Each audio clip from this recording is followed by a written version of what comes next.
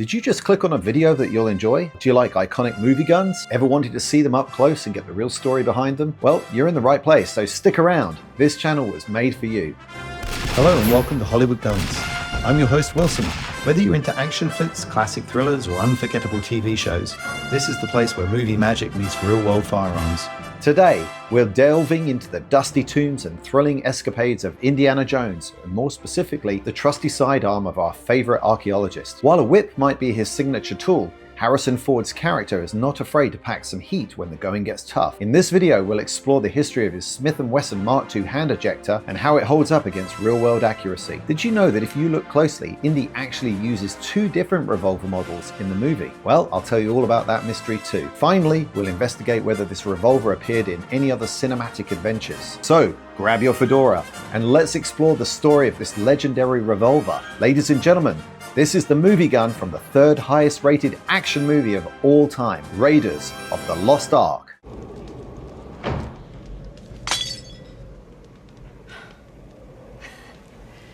Indiana Jones. Always knew someday you'd come walking back through my door.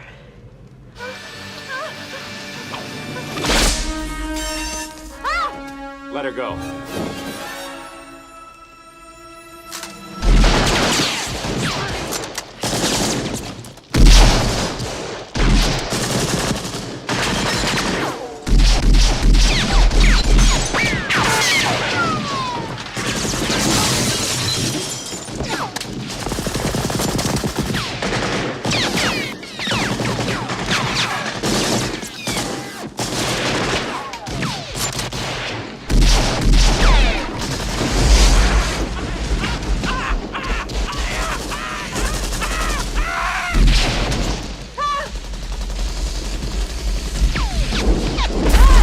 First of all, I'd like to thank a subscriber to the channel, Brandon, from the California Jones group, who loaned me the gun and the various accoutrements to make this video. He's got several items which are the same brand used by Indy in the movie. This is a Herbert Johnson hat. The leather jacket that Indy wore was a Berman's and Nathan brown leather jacket. He also carried this canvas satchel, and of course, most famously, the classic Indiana Jones whip. So if you want to learn more about these items and perhaps look into the Indiana Jones fan community, their Facebook group is a great place to start. Let's get into the history of the Smith & Wesson Mk II hand ejector revolver. And this is actually that particular model of firearm. I'll come to it in a few minutes, but this is a representation of the gun as it was used in the Raiders of the Lost Ark movie. But anyway, the hand ejector traces its roots back to the early 20th century, born out of World War I. Smith & Wesson have been making revolvers since the 1800s, and the hand ejector name comes from its swing-out cylinder, which was quite a modern leap forward, allowing for quick reloading in revolvers where before they were generally a break-top revolver. Now, by World War I, this design caught the attention of the British military, and Britain was deep in the war, and their standard revolver, the Webley Mark VI, I think it was, couldn't meet demand. So soldiers needed a reliable sidearm fast, and the British turned to Smith & Wesson.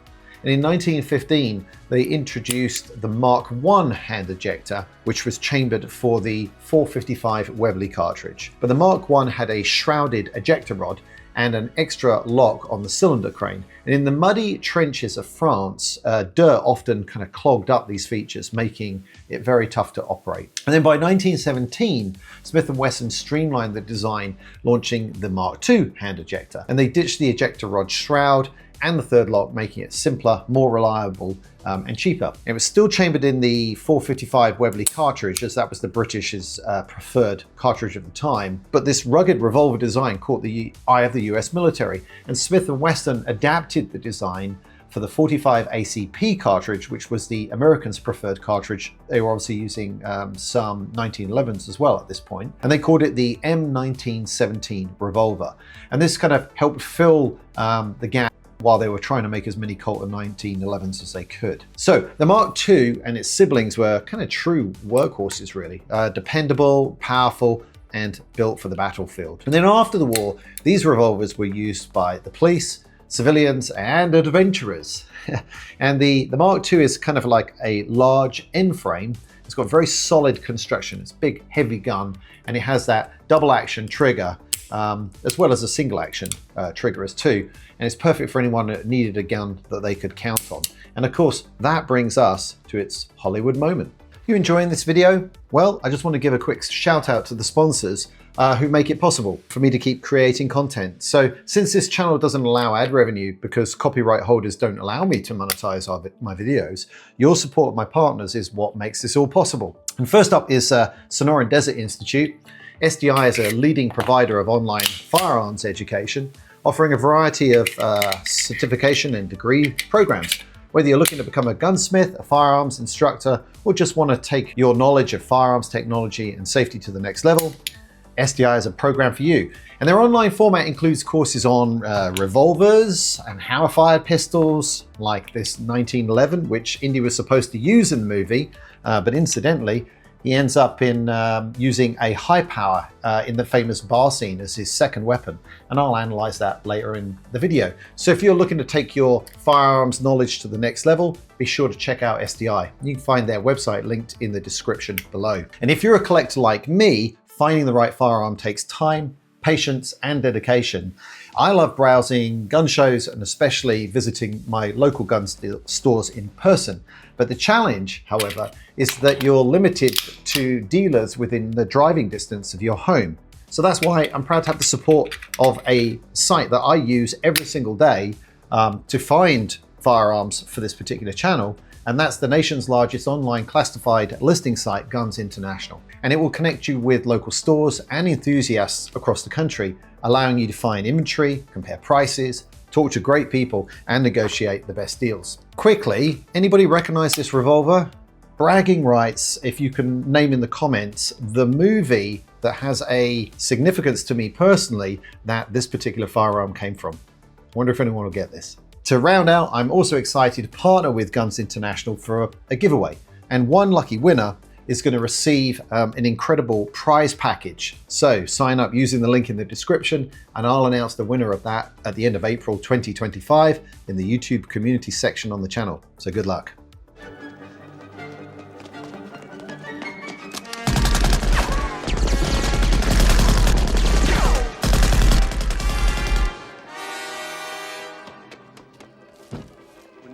الله يخليك يا بيه يا بيه هاتي مش هتعشى بيه يا بيه الله يخليك سناب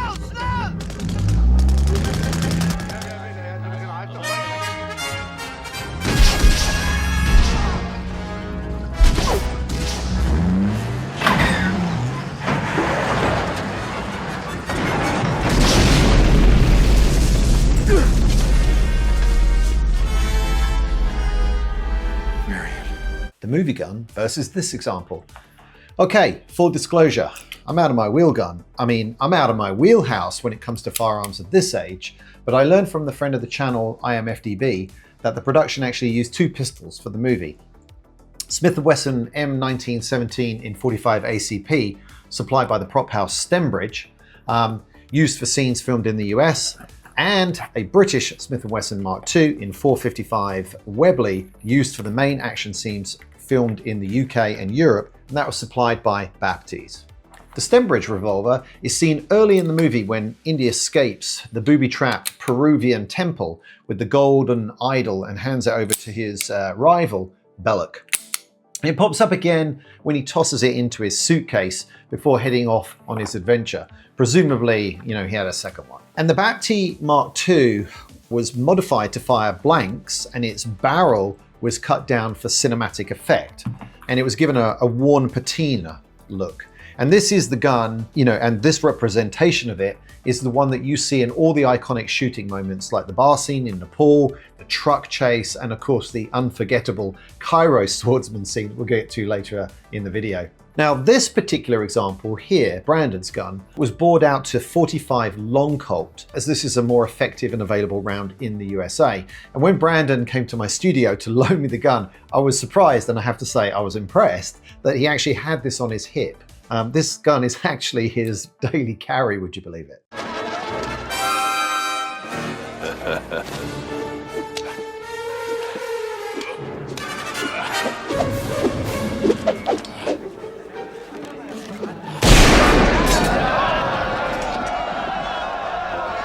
accuracy of the firearm portrayal in the movie. Raiders of the Lost Ark is an action-adventure film with a focus on thrills over realism in the stunt department. So let's take a look at the 4 scenes where Indy fires his revolver and grade them in 3 categories, looking at the capacity of the firearm, the effects of the caliber, and whether Indy could have made the shots he took.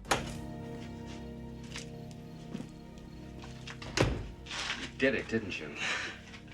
They want you to go for it. Oh, Marcus! First is the bar scene in Nepal, second is the sword scene, and shortly after this the truck scene. The final scene is during the fight by the plane.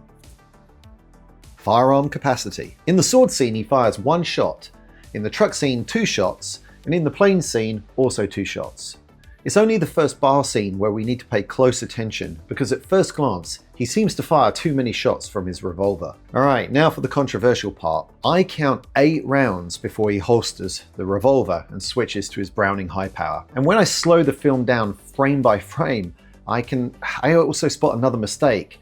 It appears that shots 4, 5, 6, 7, and 8 are not from the revolver, but are from a sequence cut in with the high power. Take a look.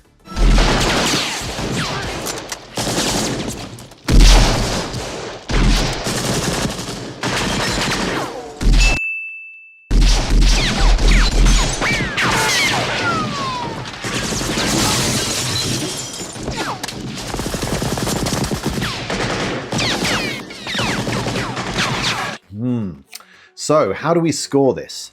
Do we deduct for the bad editing, or just go with the capacity issue of 8 shots instead of 6?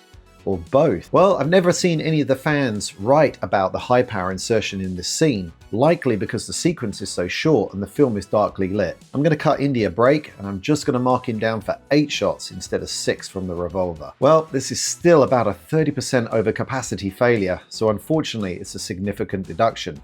Grade C. Dr. Jones, again we see there is nothing you can possess which I cannot take away. And you thought I'd given up.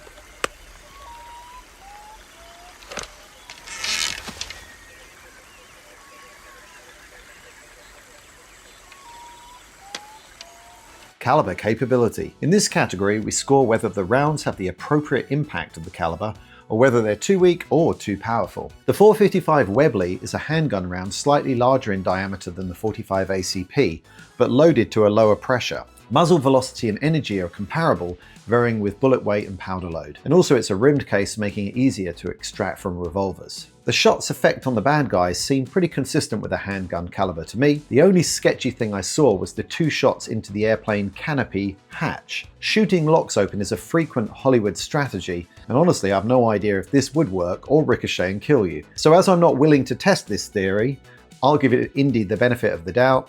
Grade A. I don't know, I'm making this up as I go. Character and actor accuracy. Could he make the shots he took?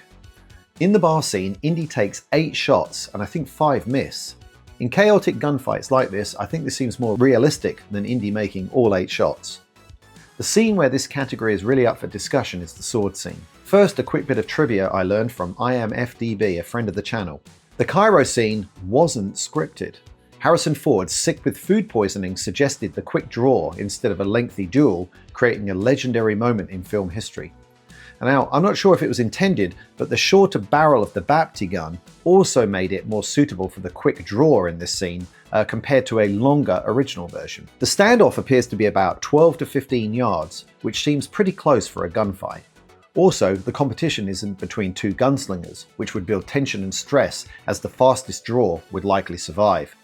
And finally, the swordsman doesn't even have a gun, and Indy would have had time for a second shot if he missed. As such, Indy doesn't appear to be under any pressure, and he calmly makes the shot. I feel pretty comfortable that even though I've got 0 experience with a quick draw revolver, I probably could make that shot too with a little practice. Therefore, I don't doubt that Indy could do it. With hindsight, the only thing wrong with this scene was all the people gathered around. If Indy had missed, he surely would have hit an innocent bystander. Even so, another grade A. Going after a find of incredible historical significance. You're talking about the boogeyman. Besides, you know what a cautious fellow I am. Overall grade for firearms accuracy and Raiders of the Lost Ark? A solid grade B. Next time, Indiana Jones, it'll take more than children to save you. Other movies and scenes where the firearm was used. Let's go back to IMFDB and look at the on-screen appearances of the gun we have, the Bapti model. As you can see, it has very limited exposure in other movies, mainly productions that I personally haven't seen or heard of. Probably its biggest starring role was in another movie I didn't know about before researching this episode, called Hick, with Chloe Grace Moretz. Now, if you're an action movie fan, you'll remember her alongside Nicolas Cage as Hit Girl in Kick-Ass. The Smith Wesson 1917 supplied by Stembridge, however, is a different story. As you can see from IMFDB, it has starring roles in several great movies, including The Great Gatsby, Hacksaw Ridge, The Highwaymen, and my absolute favourite of the bunch, Brad Pitt's primary sidearm all the way through the tank epic, Fury. You are no goddamn good to me unless you can kill crowds. Put a big fat hole in his back. Put a big fat hole in his fucking back. No. Why the hell not? It's not right. Oh, no. That's the easy part. Please don't make me do this. It's all right. 1, 2. Do it, Norman. Do it, Norman. Do it, Norman. And that, ladies and gentlemen, is a wrap. Once again, thanks to Brandon for loaning me the gun, my sponsor Sonoran Desert Institute and Guns International for making this video possible. And if you own a movie gun model that you would like to share with me to feature on the channel, please drop me an email to wilson@hollywoodguns.tv. I hope you enjoyed this episode, and if you haven't already, please support the channel by subscribing, liking, sending me a comment, and most importantly, hitting that bell icon button so that YouTube remembers to alert you when I post new episodes. Belloc. Good afternoon, Dr. Jones. I ought to kill you right now. Not a very private place for a murder.